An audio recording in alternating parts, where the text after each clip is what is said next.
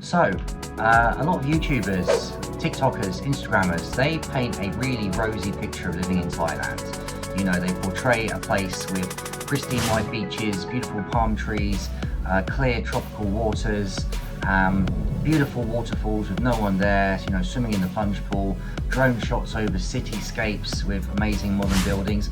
And that's true, there are these places.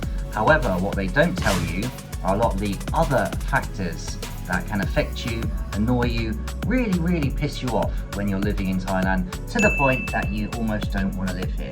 So that's what we're going to be looking at in this video.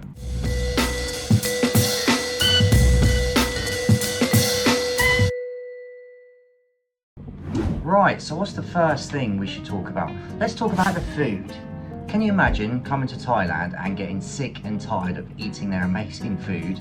And by the way, this is in no shape or form a Thai bashing video. I love living here for the most part. Like any country, you come, you live there, there's going to be things you like, things you don't like. And yeah, we're focusing on the things that I don't like and probably other foreigners living here don't particularly like as well. So the food. Thailand has some of the best, the irony at this point, Thailand has some of the best food in the world. You know, the papaya salad, otherwise known as som tam, the green curry, all the fried rices, the pad thai, different dishes from the north, Isan, the south. It's got amazing food, and there's hundreds and hundreds of dishes I still haven't tried. For example, we just went out last night and had amazing Thai food in a local restaurant, and it was, yeah, less than £12. Anyway, I digress. You stay here for the first month, you love the local food, you maybe eat street food in some higher end restaurants. Second month, yeah, it's still pretty good. Third month, boom, there just comes a day where you're sick of eating rice and noodles. You really want to have some Western food. My go-to used to be McDonald's. That's not the case anymore, because there are actually more options in Bangkok, at least, for eating good, yeah, fairly affordable Western food. So yeah, that's definitely something that these guys are not telling you about. However, it is countered by the abundance of, yeah, pretty inexpensive Western food in, yeah, a variety of different places. I mean, you've got food from all over the world in Bangkok. You've got obviously great Thai food, great Italian food, great Japanese, Korean, Indian, you know, you name it, the cuisine is here. So yeah, that would be my first point. Getting sick and tired of eating the local food. So point number 2 is what some YouTubers, yeah, may touch upon. They may skim the surface of this point, and that is the cultural and language barrier that you will most definitely unavoidably experience when you come to live in Thailand. Even when you come as a tourist, you'll experience this. However, in the tourist areas, yeah, people do speak a lot more English. Yeah, local people, yeah, their English competency levels are much higher. So generally speaking, when you go out somewhere, to a shop, to a restaurant, whatever it may be, if a Thai person doesn't understand you and you don't speak Thai, they will say yes, they will nod their head, because they want to say what they think you want to hear. So they may have completely misunderstood your point and still nod and smile and say yes. And if you're unaware of that, it can become incredibly frustrating. You will ask the same question again and again, and they will say yes, and the issue still hasn't been resolved. I've countered that somewhat by learning Thai. So yeah, my Thai is half decent, kind of pre-intermediate level. I can interact on a daily basis in all those kind of situations fairly well. Holding a high level conversation, nah, that's not happening. So that can be very frustrating. And in addition to that, there are a lot of little cultural nuances as well that you would be totally and utterly unaware of. Yeah, generally speaking, Thai people are very kind of soft, non-confrontational type people. So for example, when you're traveling in a crowded train or crowded bus, something like that, people, yeah, will tend not to move out the way very quickly. It's kind of very slowly. That can become frustrating. When people are walking down the road, local people in Southeast Asia, this happens all across Southeast Asia, people will walk very slowly. A, because of the heat, B, I don't know, it's just how they walk.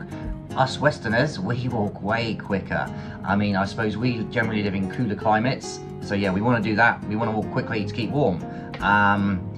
So yeah, that can become very annoying. Plus, I know there's a tendency to be less aware of kind of personal space, spatial awareness.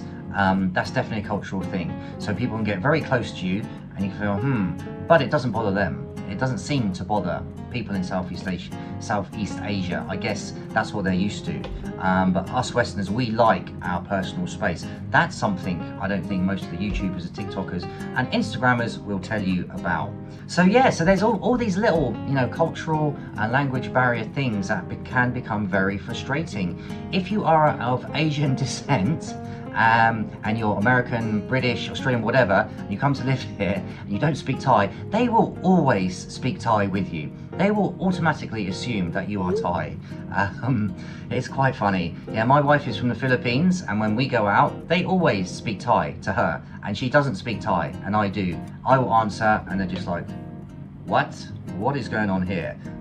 Brain does not compute. So yeah, that's been our experience, with the language and the cultural barrier. And you've just got to be a little bit more patient, a little bit more tolerant, particularly in Bangkok, because Bangkok is a big, hectic, crowded city, and it can become very testing, particularly when you're really hot, which you're going to be in Bangkok. You're really tired and it's super duper crowded.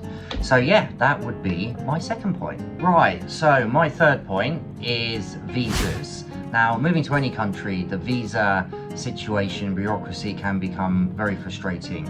And yeah, that's definitely the case in Thailand. So if you want to move here long term, you've got kind of several options you can do. If you're over 50, you could apply for a retirement visa as long as you hit the financial stipulations. If you get a job, you can get a non-immigrant B. Your family can get a non-immigrant O visa. They've also released the Destination Thailand visa, which is for digital nomads. And there's various other visas you could apply for as well. There's education visas, Thailand Elite visa, but they're very, very expensive.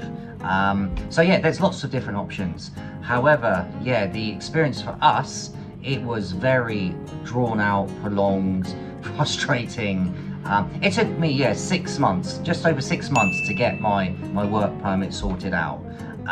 We had to do 2 visa runs, and we had to pay a lot of money, because the second time we went with a visa company, and that was quite expensive because it wasn't just me, it was my family as well. So you've really got to bear this in mind. Are you prepared to go through the pain, suffering and hardship of getting a visa? And financially, it's quite expensive. You've got to have certain amounts in your bank account to qualify for the visas, and you've got to pay for the visas. And depending on what you get, it could be a fair bit to a lot in terms of the financial stipulations that you need. So yeah, I don't think that's something else that a lot of these, these rosy images of living in Thailand by the beach or in the mountains or whatever, really kind of explain to you how difficult and frustrating it can be.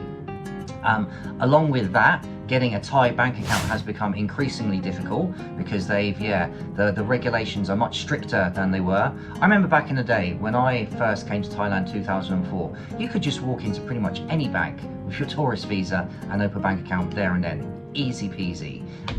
Now, no, you've got to have a work permit, you've got to have a Thai telephone number, you've got to have all these things, all these criteria, in order to open an account. I tried to open another account a couple of weeks ago, and I couldn't give them any evidence of my Thai number. I have a Thai phone, a Thai SIM card rather. I showed them on my iPhone, this is my number, but they needed some evidence from my mobile phone company, so I had to download the app, which I did later, and I still haven't opened that bank account. I need to go again. So that can also be a difficult, frustrating process. And lastly, if you want to get permanent residency here, it's really, really hard. It's a very, very long, drawn-out, bureaucratic process. I think in the time I lived in Thailand, 10 years, I met one person who had, Thai permanent residency. Whereas if you lived in the UK, you could get it after 6 years. Probably similar for Australia or the US. So yeah, that's definitely something worth bearing in mind if you are thinking of moving here. Okay guys, so I hope that was informative, opened your eyes a little bit as to what life is really like living in Thailand long term. Let me know in the comments, is there anything that I missed?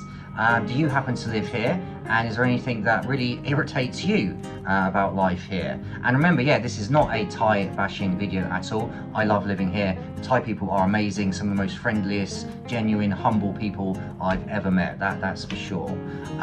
Yeah, please check out my other videos. Don't forget to like, comment and subscribe. I'd really appreciate that. The channel is growing nicely, but yeah, I need your support, guys. I can't do it without you. So yeah, thanks a lot, and I'll see you in the next video.